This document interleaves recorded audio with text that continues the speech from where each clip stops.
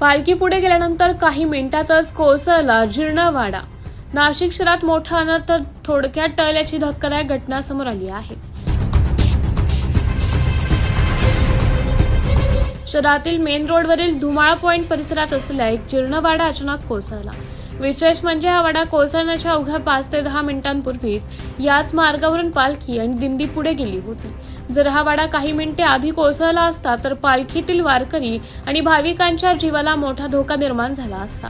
मात्र सुदैवाने या घटनेत कोणतीही जीवितहानी झाली नाही, त्यामुळे मोठा अनर्थ टळल्याची भावना नागरिकांनी व्यक्त केली।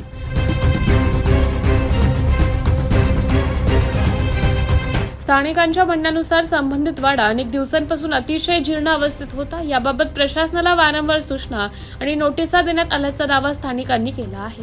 मात्र वेळेत कारवाई न झाल्याने अखेर हा वाडा कोसळल्याचा आरोपही नागरिकांकडून करण्यात येत आहे। दरम्यान आज झालेल्या हलक्या पावसामुळे वाड्याची रचना अधिक कमकुवत होऊन तो कोसळल्याची प्राथमिक माहिती समोर आली आहे। घटनेनंतर परिसरात काही काळ भीतीचे वातावरण निर्माण झाले होते। प्रशासन आणि संबंधित यंत्रणांनी घटनास्थळी धाव घेत पंचनामा सुरू केला असून पुढील तपास सुरू आहे।